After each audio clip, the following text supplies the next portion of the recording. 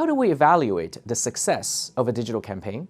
What indicators should we use to measure against which type of marketing goals? In this lesson, I'll go through some of the most commonly used KPIs in digital marketing and brand communication. First, let's take a closer look at how we measure the effectiveness of your digital assets, mainly your website. Now, regardless of the type of website you run, its success is measured according to how well it meets the following three objectives. First, does it generate traffic? Are there enough visitors to your website? And are they your intended targets? Second, does your website drive conversions?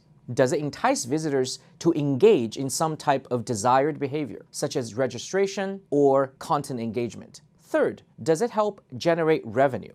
This framework for evaluating websites is a useful tool for determining which actions will be most beneficial for the success of a website. Now let's take a look at each one of these measures. First, traffic. Websites can earn three types of traffic or visitors. Direct traffic from visitors who directly typed the website URL into the browser. Referral traffic from those internet users who clicked on a link to the site from another site. And search traffic from users landing on your site from following the link on a search engine results page. Though search traffic can technically be considered referral traffic, it has several important strategic distinctions in terms of how the traffic is generated, and it should be considered and evaluated separately. Direct traffic comes either from offline advertising activities, such as someone seeing a billboard or television commercial featuring the website's URL, and later visits the site directly, or from habit. For example, one of the most searched words on Google is Google. People simply type in Google in the search engine Google to land on Google page. This is an example of habit. Personally, I visit the New York Times site so much that I often automatically type in newyorktimes.com whenever I open a new web browser window. Direct traffic to a brand's website is a great performance indicator of its loyalty. It can also be used to measure the success of an offline to online campaign. For example, a short-term surge in direct traffic can be used to gauge the effectiveness of a billboard or a TV advertising campaign in which the website's URL is promoted. Referral traffic can be paid or unpaid. Paid referral traffic comes from banner ads, text ads, rich media ads, or video ads that a website has paid to display on other websites. As such, referral traffic is a direct measure of the success of these efforts. Unpaid referral traffic refers to any visitors that come to the website from any links that are not paid for. This is a good measure of a brand's credibility and presence. Search traffic can also be further categorized as unpaid or paid. Unpaid search traffic is any traffic that comes to a site from clicks on the organic search results of a search engine's result page, whereas paid search traffic comes from ads on a search engine's result page that accompany the organic results. Now, let's look at a second KPI for a website, conversion. A conversion is a target action that you wish visitors to take. It is most easily understood in the context of online retail or e-commerce. In e-commerce, a visitor has converted when he or she makes a purchase from the site. The percentage of visitors who convert, or called conversion rate, is one of the most important indicators of a retail website's success. Not all websites are retail websites, however. So a conversion can be defined in many different ways, depending on the type of website you run. For example, the number of people who subscribed to your newsletter, provided contact information, or made a referral after visiting your website can all be considered conversions if these actions match your marketing goals. Of all the different types of websites, conversion on media website is perhaps the most difficult to define.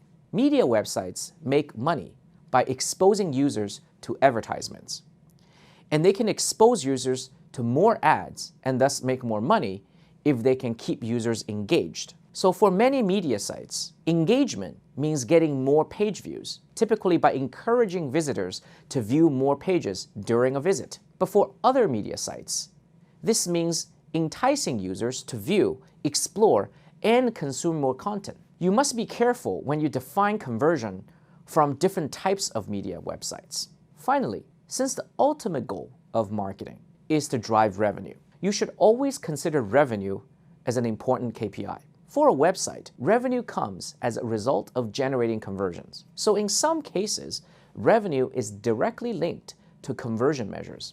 As an example, for retailers, conversion as measured by product purchases or lead generation can easily be translated into revenue performance. However, revenue performance should not be directly calculated from conversion rates, because each conversion can lead to the purchase of different products with different margins.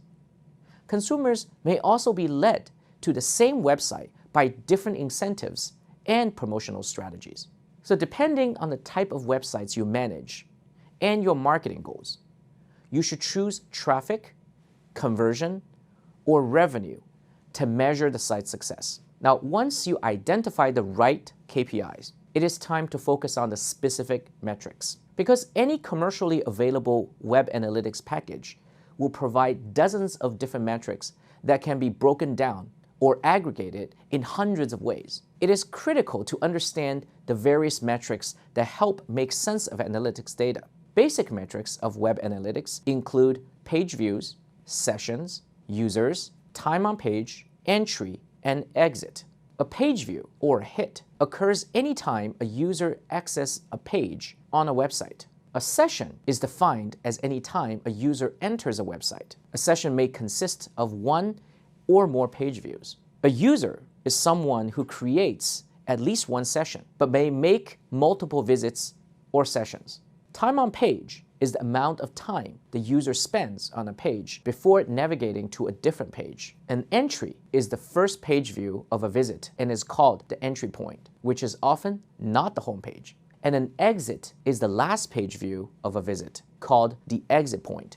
In addition to these basic metrics, there are several important calculated metrics. Some of the most common ones are average page depth, which is calculated by page views divided by sessions, average session duration, which is the sum of time on a page for every page view in the session, and site bounce rates, the percentage of all sessions that consists of only one page view, and entrance and exit rates, which are the percentages of sessions that begin or end on a page. Since the specific calculation and usage of these metrics are beyond the scope of this class, I will not go through them in detail. However, you should take other courses in our digital marketing specialization to learn more about web analytics. To avoid analysis paralysis, a website owner not only needs to understand the various metrics provided by an analytics package, but he or she also needs to know which metrics are most important.